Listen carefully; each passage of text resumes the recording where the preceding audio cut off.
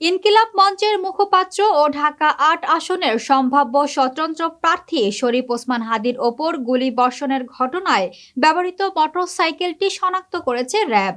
একই সঙ্গে মোটরসাইকেলটির মালিক আব্দুল হান্নানকে রাজধানীর মোহাম্মদপুর এলাকা থেকে গ্রেপ্তার করা হয়েছে। বিস্তারিত থাকছে ডেস্ক রিপোর্টে। রবিবার ১৪ ডিসেম্বর র্যাব জানায়, সন্দেহভাজন হিসেবে আব্দুল হান্নানকে ফৌজদারি কার্যবিধির ৫৪ ধারায় আটক দেখিয়ে পল্টন থানায় হস্তান্তর করা হয়েছে। র্যাব-২ সূত্রে জানা যায়, গ্রেপ্তার আব্দুল হান্নান মোহাম্মদপুরের চাঁদ উদ্যান এলাকার বাসিন্দা।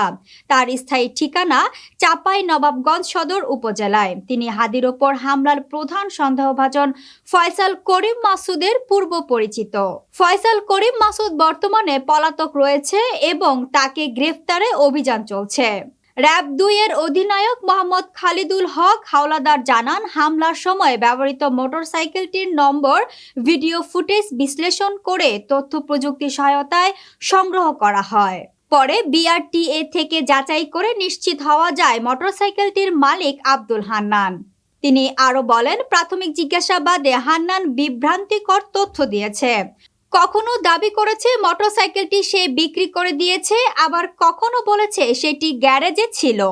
তবে এসব দাবির পক্ষে সে কোনো বৈধ প্রমাণ দেখাতে পারেনি। র্যাব কর্মকর্তারা জানান, আব্দুল হান্নান প্রধান সন্দেহভাজন ফয়সাল করিম মাসুদকে চেনেন বলে স্বীকার করেছেন, যদিও তিনি দীর্ঘদিন যোগাযোগ নেই বলে দাবি করেন। তবে তদন্তে উঠে এসেছে ফয়সাল তার পূর্ব পরিচিত ও ঘনিষ্ঠজন। হান্নানের নির্দিষ্ট কোনো পেশাও নেই বলে জানিয়েছে র্যাব। র্যাবের ভাষ্য অনুযায়ী আব্দুল হান্নানকে বিস্তারিত জিজ্ঞাসাবাদ করলে হামলার মূল পরিকল্পনা ও পলাতক ফয়সালের বিষয়ে গুরুত্বপূর্ণ তথ্য পাওয়া যেতে পারে।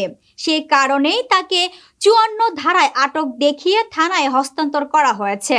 উল্লেখ্য, গত শুক্রবার রাজধানীর পল্টনে বক্স কালভার্ট রোড দিয়ে রিকশায় যাওয়ার সময় একটি মোটরসাইকেল থেকে শরীফ ওসমান হাদীকে লক্ষ্য করে গুলি চালানো হয়। এতে তিনি গুরুতর আহত হন এবং বর্তমানে একটি বেসরকারি হাসপাতালে সংকটাপন্ন অবস্থায় চিকিৎসাধীন রয়েছেন। চাঞ্চল্যকর এই হামলার ঘটনায় এখনও সরাসরি হামলাকারীকে গ্রেফতার করা সম্ভব হয়নি।